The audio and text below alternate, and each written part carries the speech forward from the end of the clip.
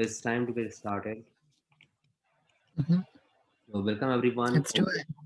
Yeah, thank you for joining us for today's webinar. My name is Varun Patel and I am the CEO at Spokes Digital. Spokes Digital is a leading provider of digital marketing services to cannabis and hemp CBD clients. And today our topic is why your e-commerce website should be the top priority. And I think that is the most important first step. So we thought it's very important to understand, and we will talk about the important steps that we follow for our clients while we work with our clients. It will be presented by myself and Lauren Laplante, uh, and she's chief growth officer of the company. And uh, we would love to hear from you. So if you have any questions during the presentation, please type them into the question box in a Zoom panel, and we can bring them up during the presentation. And we will also have time for questions at the end. And as always, a record version of this webinar will be available on our Spokes Digital website.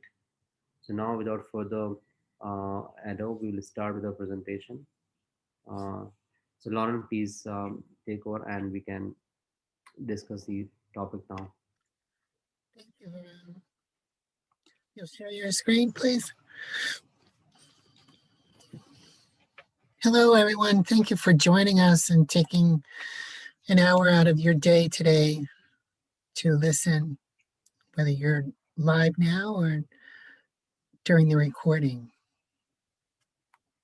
So Varun and I have been giving these seminars, these webinars since March when the pandemic started, and offering these every other week. So as Varun mentioned, today we're going to talk about your e-commerce website and why it really needs to be priority. Um, all of you, I'm sure, on this call listening in are top of mind is how do you get users attracted to your website and your products and to purchase. So that's exactly what we're going to be talking about today. And we always start our webinars with a quote. This is Paul Cookson, who's a British poet. He says that websites promote you 24/7 and no employee will do that. So really let your website do the work for you because your website never sleeps. Next slide. And we also always start out with some statistics. And I'd like to point some of these out to you. So what's really important we find, and I'm sure you do as well, is loading speed is very important for your website, and particularly the mobile loading speed, because increasingly more and more users are on their mobile devices, and you really want to have a good and attractive loading speed to make things quick and shopping quick for your users. And just like the quote said, your shopping online is a 24/7 proposition. So you really want to make that a very good experience for your consumers.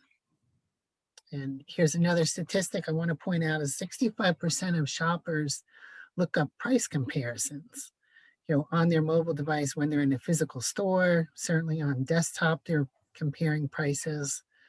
So just understanding your customer's behavior is really important to making sure that you offer an attractive experience for them.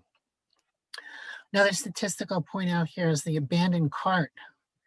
That 69% of shopping carts are abandoned, but then if you follow up with an email to those abandoned cart users, average open rate is 45%. So that's a really good opportunity there that you should be taking advantage of. Next slide, Brent. Okay, so now we're going to get into the heart of the webinar. Let's talk about the best practices for 2021 to start. Okay, so here you have kind of the basics of your website, and it's all about what experience are you imparting on your customer? So it's really about the user experience is key. So the major elements of your site are the homepage, that's their first experience with your brand, and then the category page, the product page, and the all important checkout page. So I'm going to go through each of these in detail, and then we'll go through best practices for each of these. Next slide. Okay, so here's some kind of tips on best practices on each of those. So we'll start with the home page for the best experience. You really want to have everything very clear for the user to see the search bar, the sales promotions, top selling products. And for the category pages, some best practices are, again, having everything clearly displayed in rows, and I'll talk in more detail about that, having feature banners, and also the best sellers again to really, attract the customers to clicking on something that is most popular. Then we get down to the product pages. What are some best practices there? Really, you want to really get your consumer familiar with the product and what can they expect to experience from that product. So here, it's really important to have very vivid information and really appeal to the emotional side of the customer on those product pages. Then for the checkout page, this is really where it's important, most important to give your consumer a great user experience. Something that just that click through on the checkout page where there's nothing to cause confusion, a seamless process. And I'll go into detail with the checkout page, but the checkout page is extremely important, as you can imagine. Next slide. So now we're going to go into some best practices, particularly for your home page.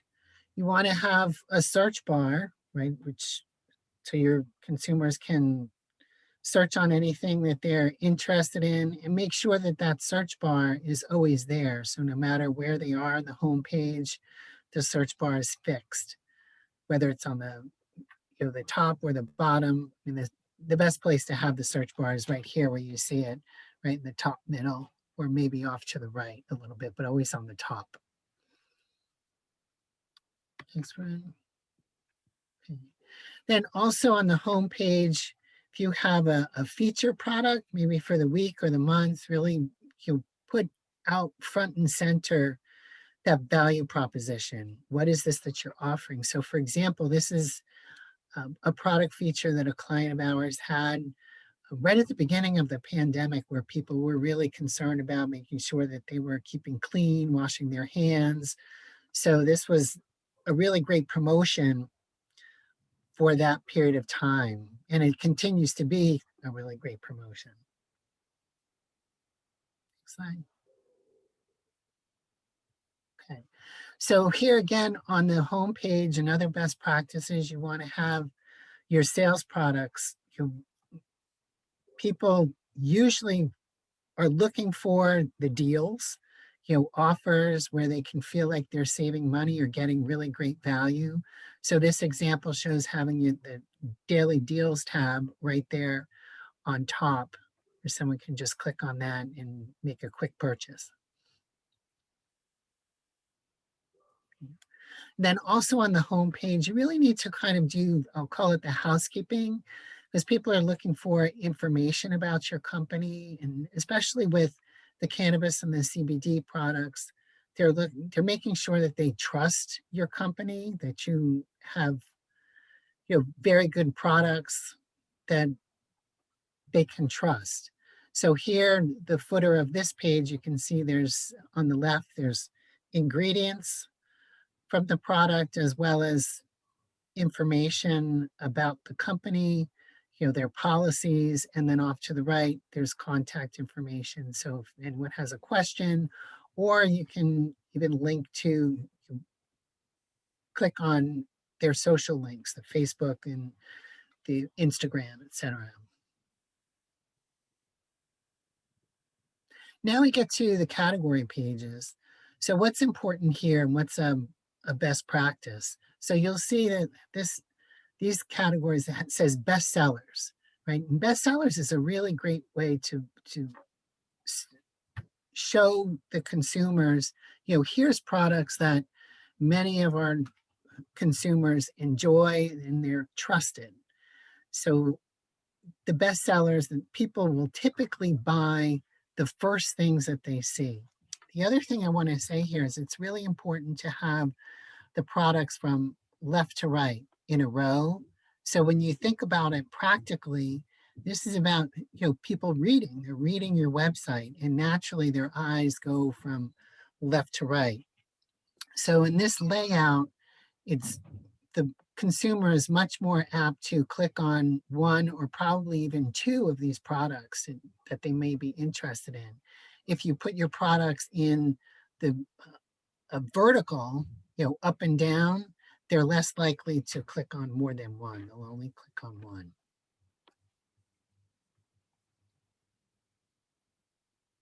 Okay. So another best practice in the category page, and this I have to say, looks a lot like an Amazon page. So I'll just say that here is that Amazon has really figured out how to get the consumers to buy. They figured out that sales funnel. So there's no shame in looking at Amazon's website and taking some of the best practices from there and bringing them to your website. So this is an example here where you see the category pages on categories on the left. And like I said, anything that you have from top to bottom, people will tend to they'll click on just one of those categories. And then when they look to the right, they'll see those three products and they'll see them from left to right. And they're more likely to choose more than one of those that they're interested in. Next. Okay. Another best practice on the category page is to have that deal banner up top, similar to the search bar earlier on the home page. You see this banner here, the New Year special. So this banner actually stays there no matter where the consumer is on this page. They'll be browsing the category, but that banner will stay there. So they'll constantly be reminded that there's a deal, and they'll be more apt to make a purchase knowing that there's a discount.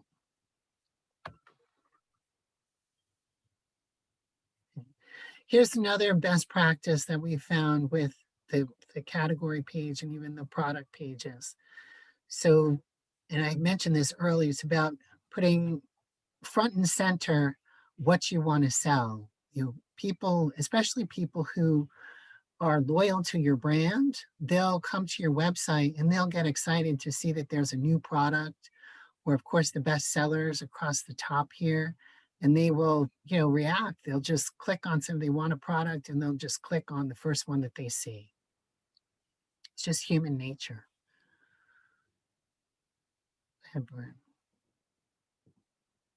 Okay, so now we're getting into the product pages. And I mentioned earlier that the product pages are really more about imparting trust to the consumer, especially with the products in our industries with cannabis and CBD. People are ingesting these. They really want to have a high trust factor to purchase your products. So the customer reviews are very compelling. So, just to see what others have experienced, and it imparts that high trust value.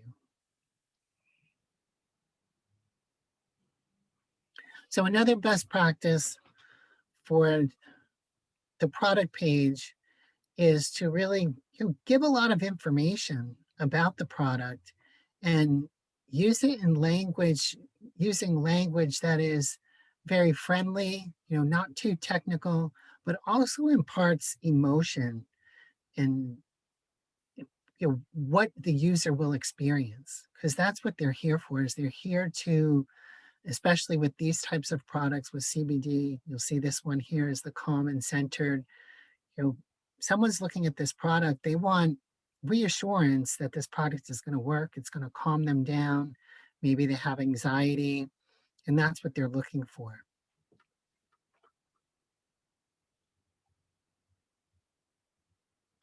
So another best practice on the product page is to really have crisp, clear product images. Something is very nice looking and that people would, looking at this image here, it's nice packaging. It's something that you would want to have in your hand and that you would trust.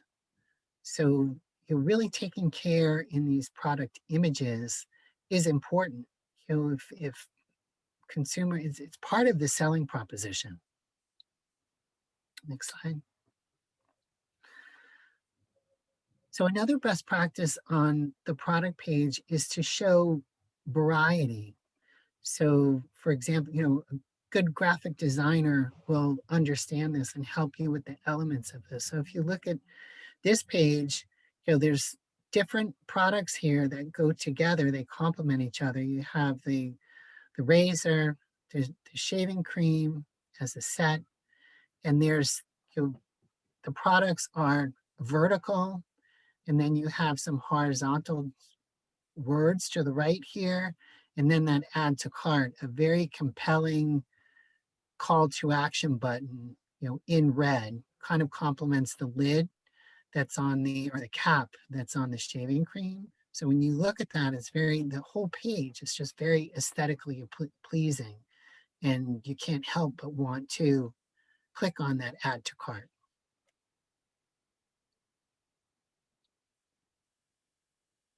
So another best practice for the product page is the cross-selling and the upselling. So someone clicks on a product and they show interest, then you can also show them some other products that might complement the one that they're considering purchasing, as well as products that others who have purchased a product that they have interest in. So showing them products that might be used together is a great way to sell more product and increase your transaction values. Now we get to the checkout page. So this is really where the rubber hits the road, so to speak. Here we're showing this visual progress indicator in this red box here, where it shows the user can actually see their progress. They're going from the cart, getting more information, choosing their shipping, and then their payment option. So it's very important to show that progress so that the consumer understands where they are in the checkout process. That visual is very important. It kind of takes any question out of the user's mind to really understand where they are in that purchase journey. Next slide. Another best practice on the checkout page is to have a variety of payment options, especially with cannabis and CBD.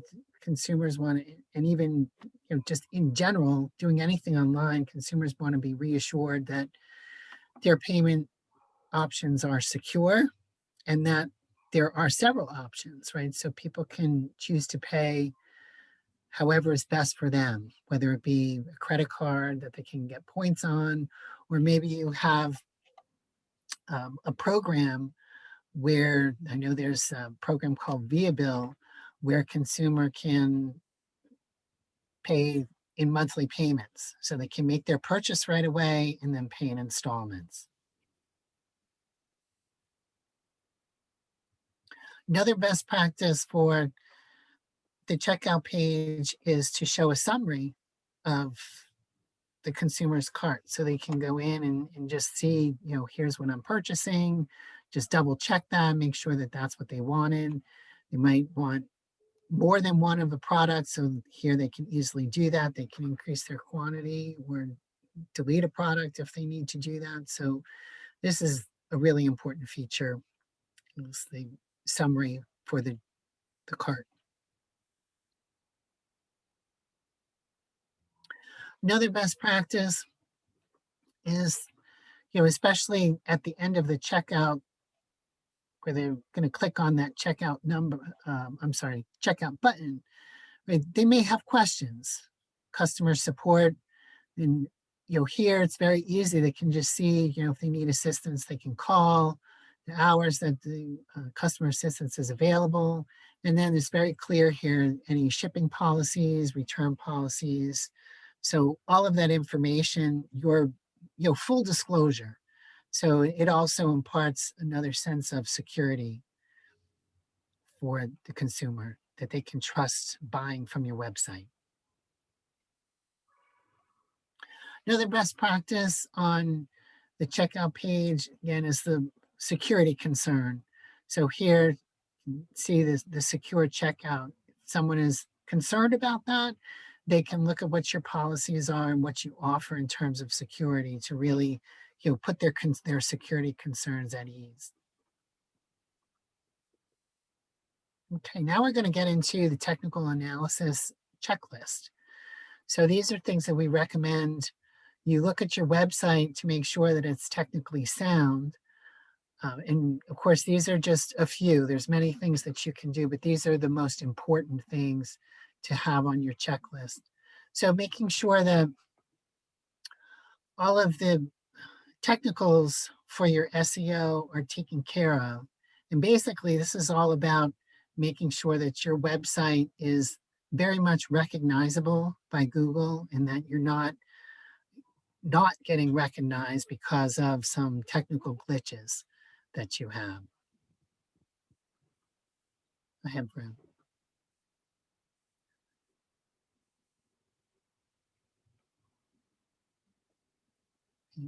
Also on the technical analysis checklist is the internal site structure, the architecture, the link. So here again, this is all about getting your website to be the most recognizable by Google. Is there any, in the search engines? Is there anything you want to say here, Varun? You were pointing out some things. Yeah, so as you rightly said that this is very important to have very well articulated internal site structure. So, for example, one example is like if you have a blog page, and then if you can write the content and give the internal links to all the products or related pages, so that it can boost your the internal SEO and improve the overall probability for a higher user experience for the customer.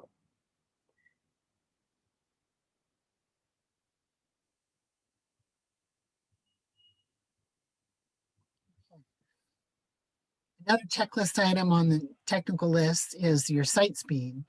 And we talked about this earlier as well, but the importance of your site speed, not only from a user experience standpoint, but also from a search engine ranking standpoint. So you really want to make sure that your site speed is, here's an example. So on the left, there's a mobile website speed of 66. When you look at the range from 0 to 100, it's kind of in that medium range, which is respectable, but it would be nice to get that a little bit higher so that your user has a very quick and fast experience. Then here on the right, the 82 is desktop website loading speed, which is also very good, but you want to make sure that you're checking your website loading speed pretty consistently, making sure that you can make any changes to the website to improve the speed. For the mobile optimization and responsiveness, you really want to make sure that your mobile speed and just being user friendly. So for example, images that show well on the desktop, you want to make sure that they are sized for the mobile experience.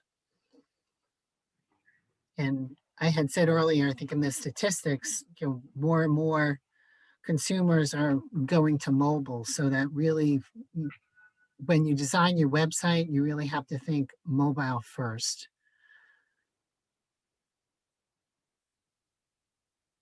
Okay, another technical analysis point on the checklist is localization. And this is about is putting yourself in your consumer's shoes, making sure that on the localization, so this is about when you have several different store locations, you want to make sure that the, the user's location is properly recognized and identified so they can, if they're looking for a store, they're finding the stores that are nearest them. So it's really important. And then security, of course, we talked about that with the checkout, but security is always important, making sure you have the encryptions so that end-to-end security is always there for your consumers.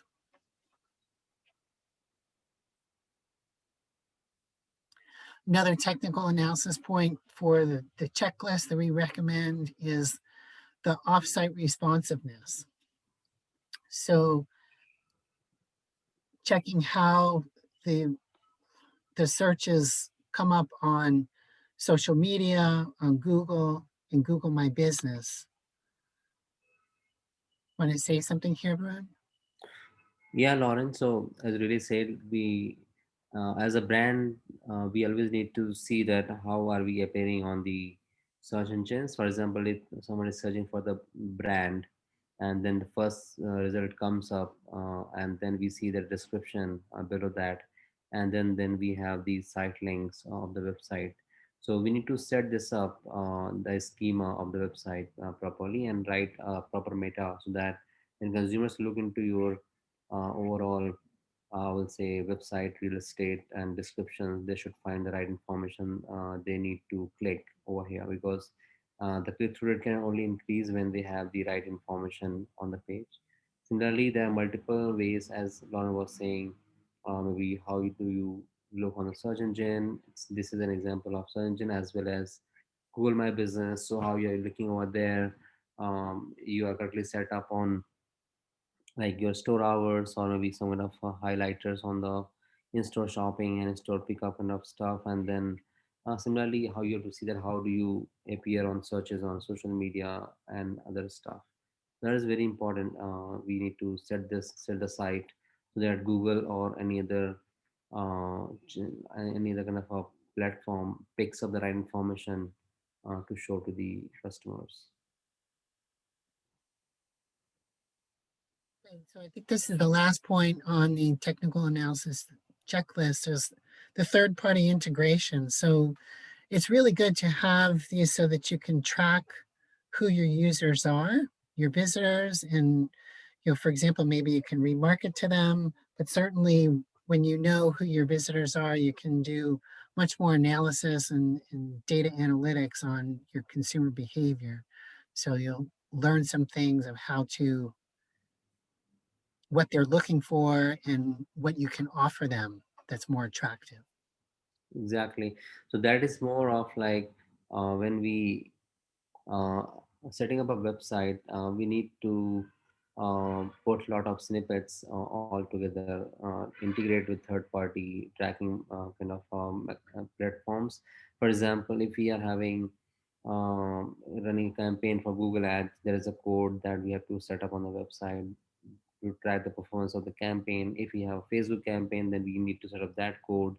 If we are launching a remarketing campaign, then we need to set up the remarketing pixels. And in I think especially in cannabis and hemp CBD industry, we in order to safeguard our campaign, we sometimes use the UTM parameters.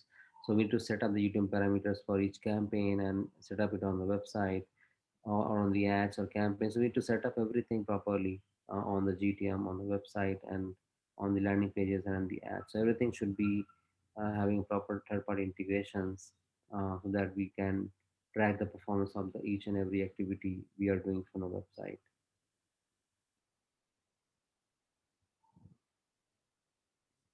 So now we're going to tips and tools, and I'm really giving great client examples and client experience examples that Varun will share with you. So turn it over to Varun. Yeah, thank you, Lauren. Uh, so, as Lauren discussed, so many I think important things that we have uh, learned in last slides. The next slides will be more about, like for example, when we have a website, then how can you know start to generate more leads and sales and conversions. So first step would be like having conversion audit. So you are having a traffic that is coming to the website, and probably people are engaging to the on the website. They are going through the pages. There's a journey that they're following, but we need to understand what. Let's see what is conversion audit. Like how many people are converting at each step. When we understand that, probably then we can launch marketing campaigns, keeping in the goals in the mind. So that is something has to be done, and once you do that, then and in order to do that, we can do the analysis on your analytics data and see, like for example, which are the traffic sources that are having minimum bounce rate, and which are the traffic sources that have the highest every session duration. And then based on that data, we can probably choose the channels and launch our marketing campaigns. And I think the most important criteria for us to choose marketing campaign and channel is the conversion rate. So we need to see how much is a buy to retail rate on the e-commerce, and what is a conversion rate for the campaigns, and based on that we can choose the channels from analytics. And few more important things that we can do to generate more leads, like installing live chat. So as Lauren also highlighted this in previous slides, that be someone in checkout, they want to probably talk to someone. Then if there's a chat, they can just maybe talk to the company spokesperson. So I think that is something is important to reduce the abandoned cart rates, and setting up the live chat is very important, especially during checkouts. That's very I think good thing to do.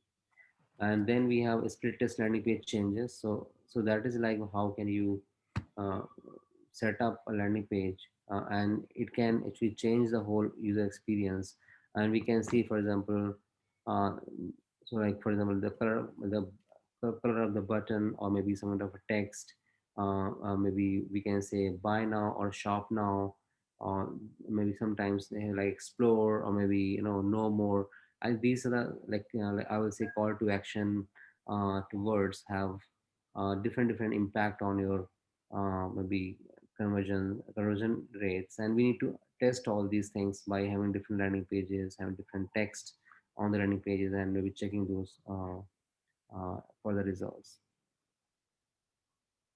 And I think the most I think that I have seen, like mostly, like there are a lot of evident cards happening a lot of times, like when people go to add to card but don't convert, or people go to checkout but don't convert. So I think having kind of an exit pop-up offer is also important. So when they are in the whole process, probably we can have a pop-up that pops up when the user spends maybe, for example, 1 minute on your website. Or when we can also have settings on the website, like for example, if someone is going to the add to cart and checkout page, and if someone doesn't proceed within 30 seconds to the next step, then maybe you can show us a pop-up that gives them a kind of a motivation to go to the next step. So that is very important. And we can also have the explanatory videos. uh, that is something to help customers to know more about the products in case they have any questions, and that can help them to maybe stay there, know more of the product, and then probably he can move to the next step. So this is an example. On the right side is like having a heat map. The heat map analysis can be done on all the products, and we can put that tool to see like where are the customers going on the whole web page, and where are they clicking, where are they browsing. And we can probably put the offers, or maybe we can put the more uh, product information on the page where they can see the most information. So you can see here, for example, they go on the top and see that okay, they want to search. Sometimes they want to see on the top like okay, so they're going to put the offers here. They are clicking on the mostly they're clicking on the left side of the whole page. So we have to put more information towards that area. So we need to probably see how can we improve the user experience of the page by putting the information on the right spots. So this is, I think similar as the Lawrence feedback on last slide, but this is all about like when a user is actually going to a website. I think most important factor is that how can they trust a brand, and I think if you put the most important thing like testimonials from the other customers or maybe other industry partners, then I think it is giving more trust to the users to make purchase and that is very important part to get the conversions. Uh, that's something we can imbibe on the all web pages. So the last part we will talk about is like using analytics. I think Google Analytics is the most important integration with the website because that not only helps you to identify the opportunities for more sales, but also gives you insight to improve on overall campaign and overall maybe website experience. So, so if you look at the first thing here, it's like setting up analytics conversion funnels. So that is a very important thing. It is similar to the purchase funnel, and purchase funnel is mostly they're like people who come to the website and then they browse through the pages. That is like for example, they go to the product page, um, and then they go to add to cart, then checkout, and shipping information, billing, and maybe review and confirmation page. So this is like a purchase funnel where user is be considering your product, going to the product pages, and then they are showing more interest, and then having a desire, and then the conversions. So this funnel should be set up in analytics, and this is very easy to set up. Uh, so where you can see it, for example, in this example, you can see that how many users are coming to the home page and how many are going to the shop page. So you can see here, like for example, that there are 257 k people who went to the shop page, and then out of that, like some of the people who like are almost 239 people went to the next pages, and 86k out of the overall 256k dropped off in the first interaction, and then second interaction you will see 50k dropped and 154k sessions happened overall. Out of that, 44k sessions happened on the shop page, and you can say 9.8k people went to the checkout page, 8.5k on delivery page, and similarly on the next third interaction, you can see like only 104k sessions remained. Out of that, 38k went to shop page. We can see 8.1k on the checkout page, 5.4 for delivery page, and fourth interaction and fifth interaction, you can see like 1.4k sessions happened on the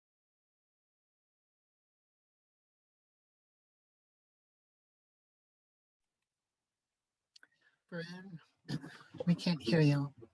Yeah. can you hear me, Lauren? Yes, can hear you now. There's about a half a minute that you cut out. Oh, I'm sorry, maybe some connection issue. So the purchase path funnel. So here the objective is to track the checkouts on each stage because that is the most important factor for any e-commerce website. So setting up this funnel is very important, and keeping track of it, that how much conversion is happening at each interaction, is very important. The second most important thing to track on the website is the maybe setting up a reverse goal path, and that is to find out the pages that are leading to the conversions. So on the right side, you can see an example that how do we set up the reverse goal path, and we can see here, like for example, we can see you go to the conversions, and then we find out reverse goal path, and then we can go to the all goals. We can select the goals, and then we choose a segment we want to see the conversions for. So this will help you to understand like how many conversions are coming So this is the one screenshot from one of the customers analytics, and you can see the reverse goal path, where we can see the number of goal completions, and goal completions can be maybe checkouts, or maybe they can be overall sales. So you can see your goal completions are here, and then there's like locations are here. So we can see a step-by-step process. The goal completions, the goal previous step one, previous step two, previous step three. So you can see the user journey, like where the user was before the conversion, where he was in the whole process before he converted, and then we can see by locations, like how many users got converted, as well as what were the steps they followed to get that conversion. So you can track that via your analytics, and see the performance of each and every goal whilst reverse goal path mechanism. The next most important thing is using custom URLs for analytics, so that you can not only gauge the performance of your each campaign, but you can also set up maybe a custom URL for each and every landing page that you are setting up. So these URLs can be set up using either maybe UTM parameters, where you are setting up maybe each campaign UTM parameters, and each landing page has the different UTM parameters, and you can track them via campaign. So when a user is coming from email campaign, that is the goal for which the goal is like newsletter subscriptions. You can see by analytics, by maybe by campaign and by newsletters, and see that what is the overall performance of that campaign, of that landing page. So, and each landing page can be set up for Google AdWords separately, for maybe for Facebook campaign separately, for Bing campaign, or for any programmatic campaign. So each campaign can have those custom URLs, and each campaign can give you the performance separately as per the landing pages. And that is very important, because for each campaign the goal would be something different, and you may need to set up in the analytics accordingly. So you can see from the case study from one of our client, we have set up all the goals. So we can see like e-commerce goals, or we can also see different goals for different campaigns. For example, email sign up campaign is different, and we would like to see from our newsletter email campaign that how many users have signed up, probably on the newsletter by our email campaign. So this is something we can always see from the email sign up kind of a goal. And similarly for each and every, for example, spokes PPC is a paid campaign, and we can see maybe e-commerce. Under e-commerce, you can see how many people have gone to check out from this campaign. So we can easily see that thing for that. Each campaign has different goals, and each campaign will be tracked uh, against his custom URLs for the landing pages. The next most important thing is identifying the top referral sites and pursue them aggressively. This is something because there will be hundreds of referral sites where you can get the traffic from, but this is very important to focus and build on a few of the traffic sources. For example, you need to find a top 10 referral traffic sources and build on the most important ones as per the conversions. So for the e-commerce, our most top priority is to generate revenue. So we need to see the revenue, top referral sites by revenue, and maybe by conversion rate also. By, for example, if we have higher conversion rate for a referral site but low traffic, then probably we can build on that to bring more traffic to the website using that channel. So we can do more campaigns around that. Or if you have more revenue but low conversion rate, then we can probably do some campaigns to improve the conversion rate, because we have good traffic coming from that website. So that is very important to do. This is one example of a client where we had good, like we can see, like if I look at the all sites, all sources by revenue, then I found that the one example was like dealsports.com. Dealspot.com was like top 7 in terms of generating revenue for our client on a monthly basis. So we saw that how can we improve the overall traffic, because it has very high conversion rate, we see 109 users who came to the website by that source, and the conversion is 28%. That is one of the highest among all the sources that we have who generate traffic for the client. So we had to shift our focus to the site and see that how can we bring more traffic from the website. So that helped us to increase the conversions for from that referral source. Next important source is to find out the keywords that drive conversions. So in analytics, there is an option where you can go to the maybe search terms and see that which search terms are bringing how many unique searches and uh, s- how many there are how many searches and there are how many exits, how much time they're spending on the website. So this is something you can see from the search terms, and you can integrate your Google Search Console with the analytics to see that search term.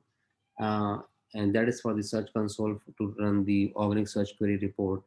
You can also integrate your other campaign sources, like for example Google Ad, with the analytics. And can see which search terms are driving more traffic to the website and how much profitable they are.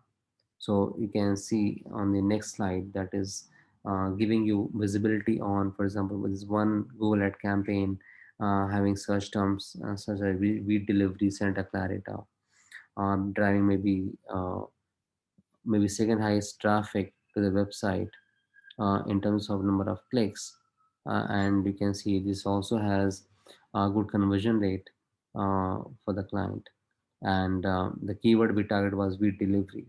So we can see, for example, the keyword with delivery is important, and search term that's bringing traffic to us is we did with Santa Clara, Santa Rosa.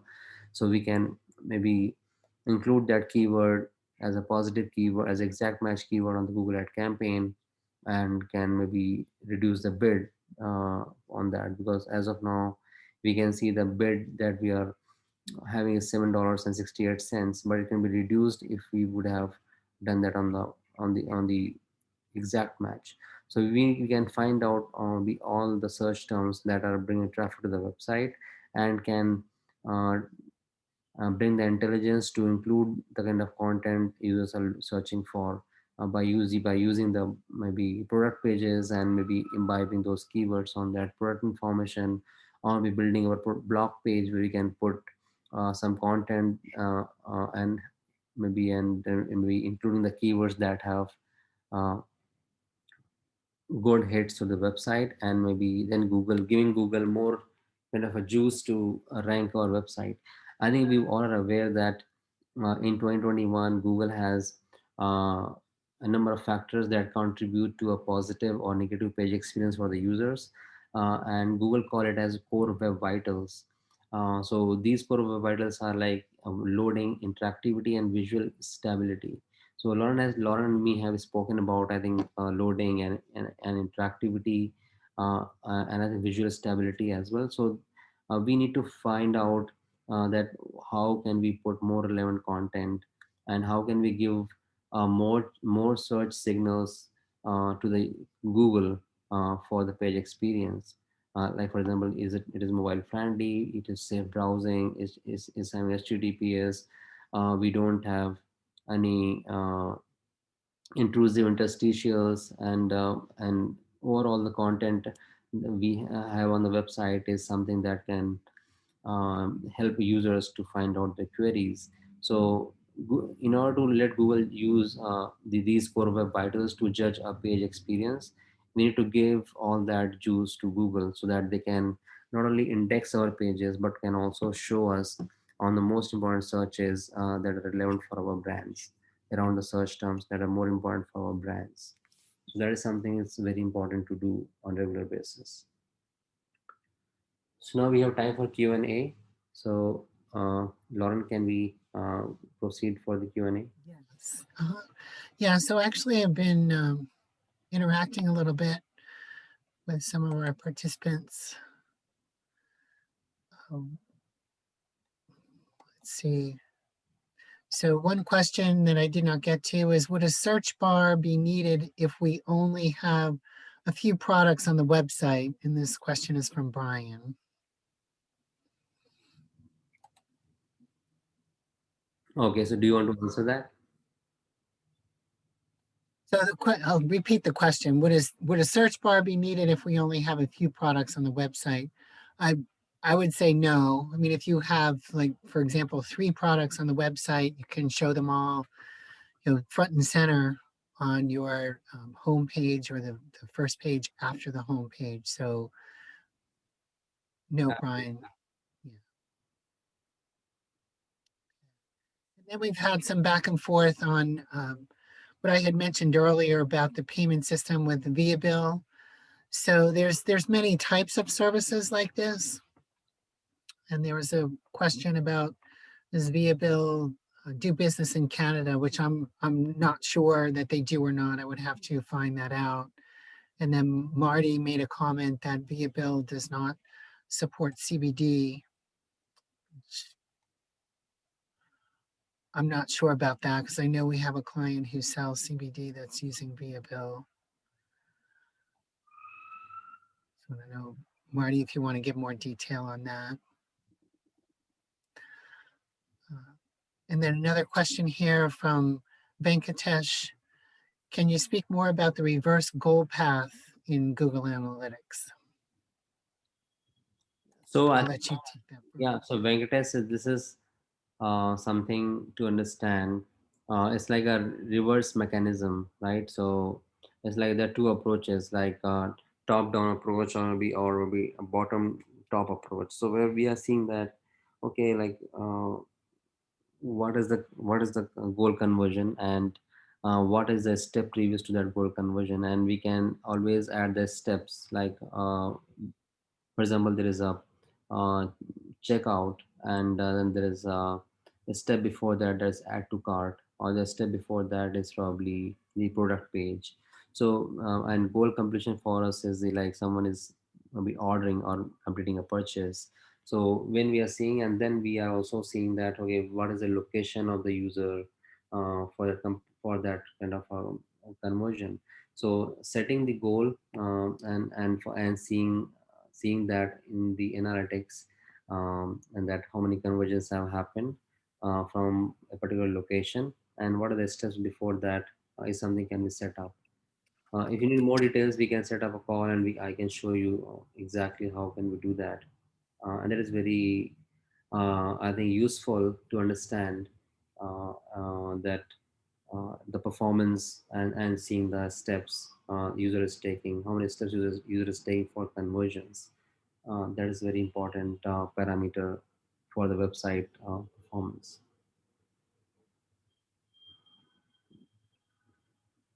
So I had a few people ask about getting the presentation, and I have put it in both the Q&A and the chat where to get the presentation after this call. So we ask that you come back maybe Monday or Tuesday, because what we do is we clean up the presentation and we post it, and then also download the webinar recording. So if you just go to that link, the spokesdigital.us/webinars and events, that's where you can access this webinar as well as all the other ones that we've done, like I said, since March of 2020. You see some other questions are coming in. Do you have any coming? Okay, Brian asked, do you have any companies that you recommend for building a new website for CBD? Yes. So, brand, I think uh, more than like recommending a company, we can, I think, look at your requirements, because there are a lot of CMS that are there now in the market. For example, Shopify offers a lot, but I think Shopify is a little slow if you look at the load time perspective on the website. Then if we have other things like, for example, we have WooCommerce, WordPress. Then apart from that, we have other things. For example, we have uh, maybe the custom website options also. So if you can detail more of your requirements, and the scale of operations, then we can really recommend you the right company, because I think it is best to have a custom website that is coded on maybe ASP.NET and using JavaScript and all that. And I think that is faster. Uh, and you can see from example, for example, Amazon is not built on any kind of a CMS. It has its custom platform, and same is true for all the big e-commerce companies. And it totally depends because those CMS cannot withstand the kind of load and kind of like operation that they are dealing with. So if you can give us more detail on uh, what is the size of the this business, and what are the more requirements, what is something that is most important for you, then we can give you more right recommendations rather than giving something uh, just here uh, based on our discussion. So Brian did say in the Q&A that he's using WordPress and experiencing slow load times. Yeah, so I think we can improve the load time on the WordPress. So there are ways to do that. Probably you can look at the images sizes, and you can reduce to optimize those sizes and make them like below 100 kilobyte. So do check all the images on the website and make them below 100 kilobyte. That is the first step. And second step would be remove all the unnecessary plugins you have on your website, because sometimes what happens, we install a lot of plugins but we don't use them. So so just like do a manual exercise, take pen and paper, list down all the plugins you have on the website, see which ones you are using, and maybe delete all the ones you're not using. And also on the ones you are using, see look at the other options that are lighter in nature and that have higher uh, I will say engagement than the old ones. So that is something I think can be done to improve your load time. If your still it doesn't work, then probably then you can migrate to other CMS platforms that maybe we can discuss in detail. Okay. Brian says thank you. Okay, let me see in the chat. We have success. Okay.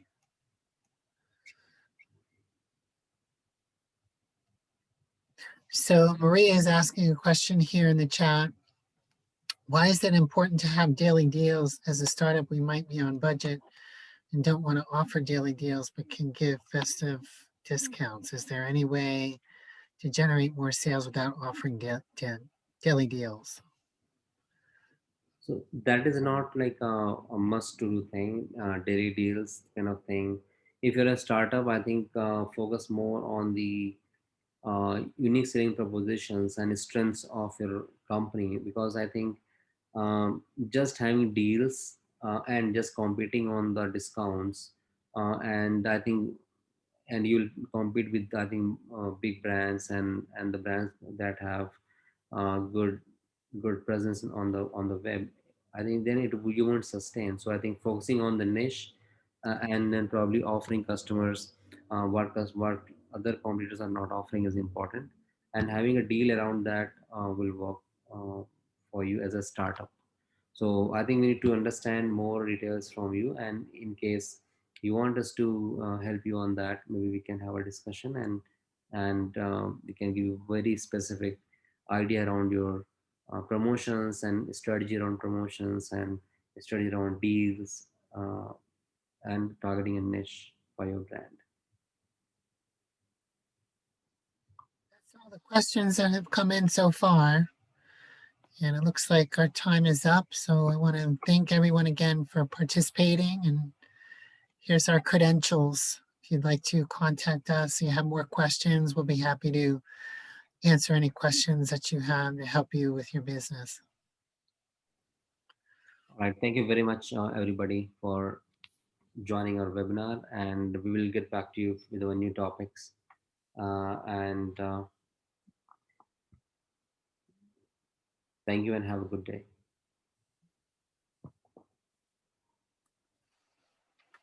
Bye, everyone.